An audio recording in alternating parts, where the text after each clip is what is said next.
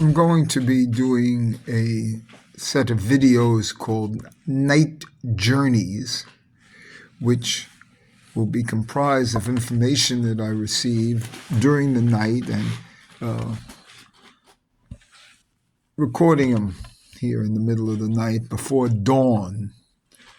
So it's a propitious time for this revelation, because what I really feel is that sleep is just to receive this information from other worlds that you can't receive during daylight and awake times.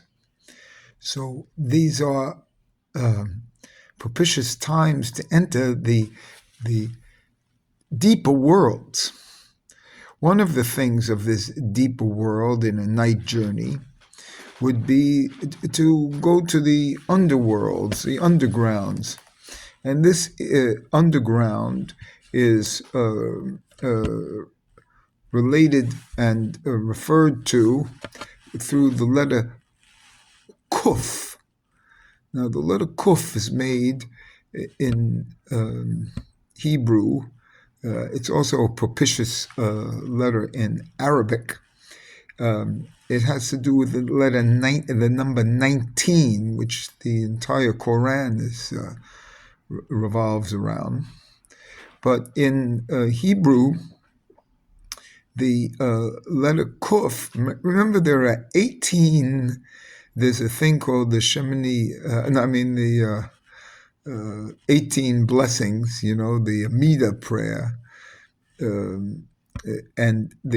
but there's really 19 in the Amida prayer. So 19 is is a very high number, and that's the letter Kuf itself in its position in the alphabet. It's the same in Arabic, by the way, and that's why it's propitious here to understand. It's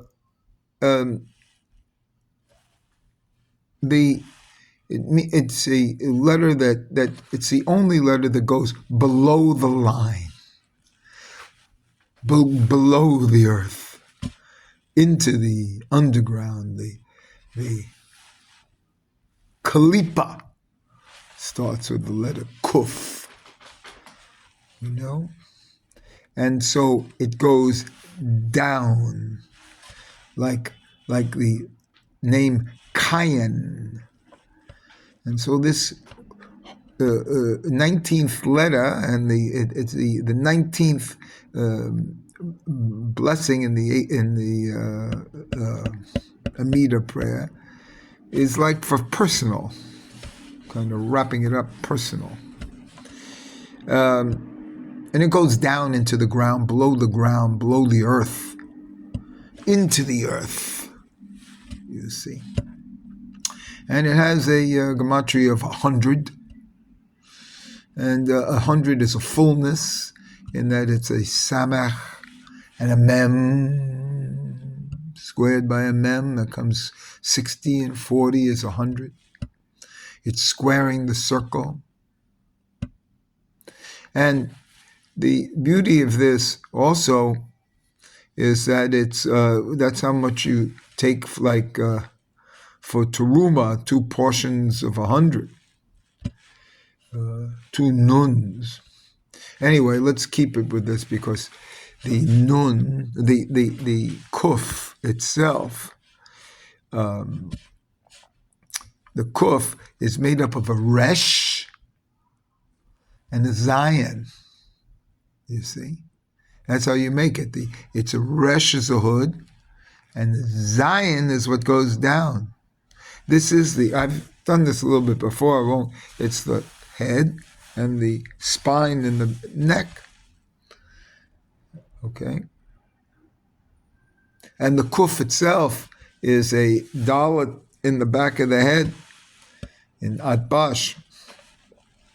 So a double dalet there is a kuf kodesh kodeshim, and that's the most propitious spot to rub the dalet in the back of the head, on the was that the medulla oblongata or something. It's a great energy point. And that's the point that Moses saw in God's. That's the only point he saw, was the knot of the tefillin, the kesher, no, the knot, the resh. Well, I forget how to spell it right now. It's a knot on the tefillin. The knot. Keshet is what I'm going to get into. That's the arch, but the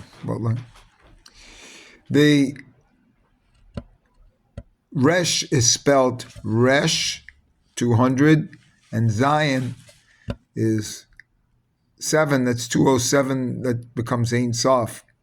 But for my purpose, for what I'm doing this long-winded thing for the video of the night journey, the real thing for me is that the resh fully spelt out is resh yud shin. That's 510, and the Zion is spelt out Zion yud nun 67. So 510 and 67 is 577 plus 6 letters.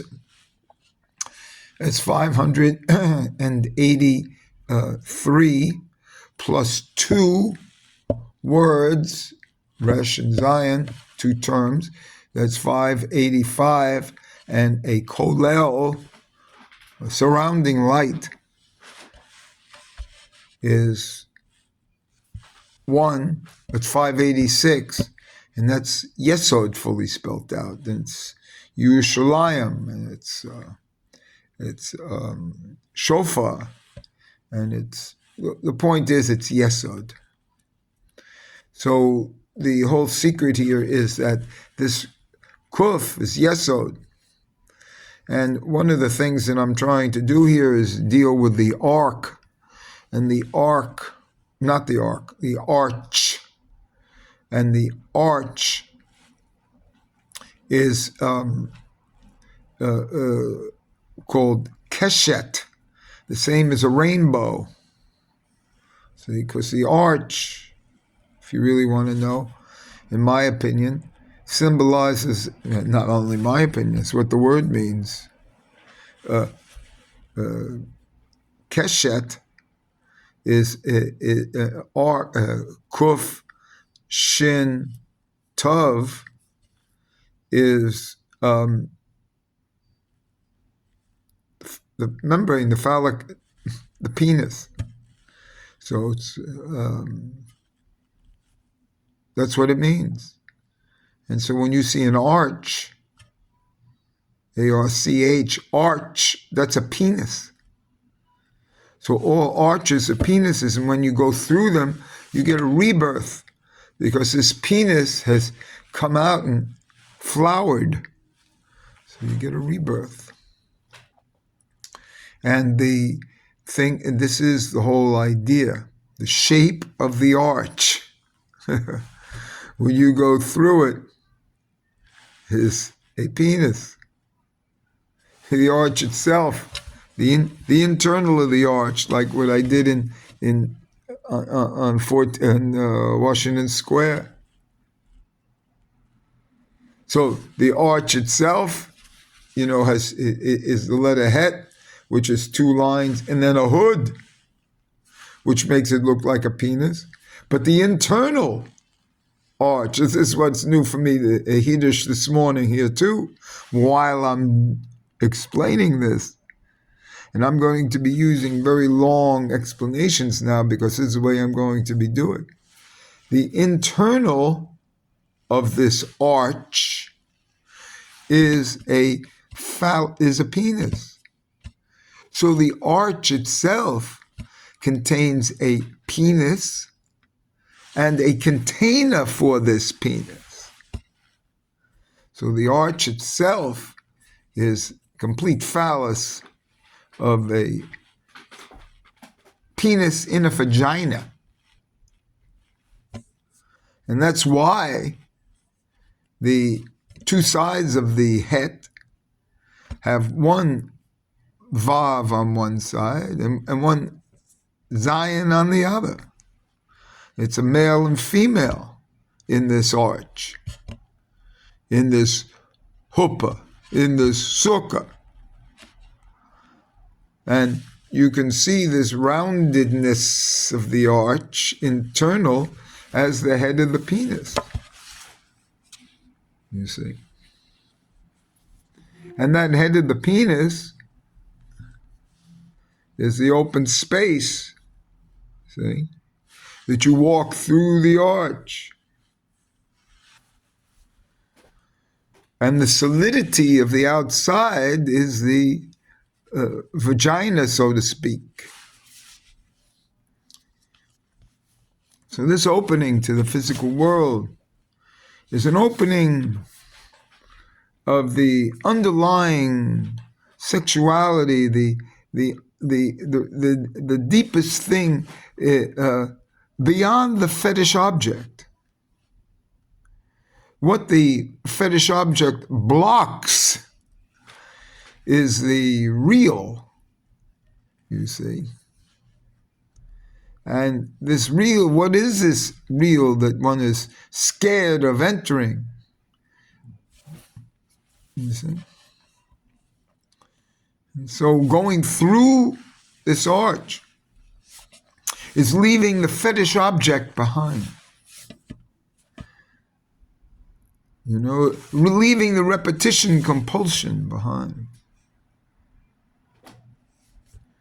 And attaining the actual object itself, not the fetish object of the repetition compulsion, but the object ah. So there's a difference between object ah and the fetish object. And that small ah of Vayikra, and that small ah is also found in the hood of the resh with the zayin. It's found internally in the kuf to make it 101 in Mikael. Well, that's another story. So in this explanation here, in this verbalization, which is the ultimate, oral Torah, not written down, because it has to be oral. In a certain sense, the oral explication and explanation is what can leave the fetish object behind. The fetish object is a blockage that's kind of like learnt in the societal. And the societal is the written. So, this night journey tonight has given me this in the het, which is for me my fifth, my quintessence. Because after leaving the square of the 100, which is the circling the square, which I did, I circled the square. This is again just revelation here. I circle the square. I had the aleph inside. I circle the square.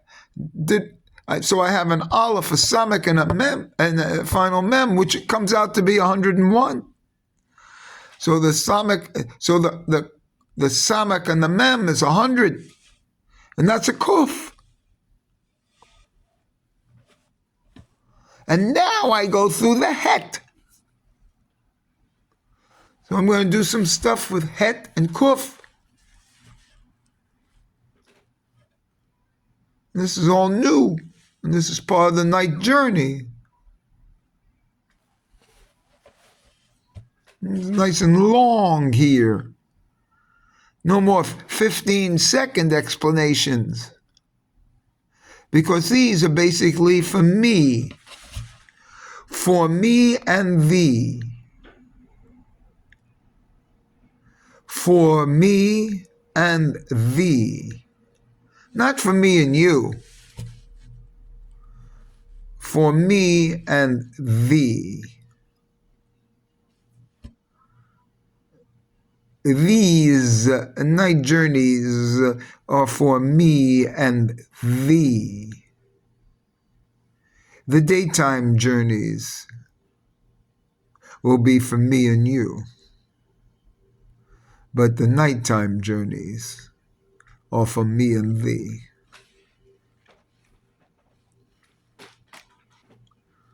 So this letter Kuf, which I received when I started some of this underground that was in my letter Samach, I've now received the letter Het.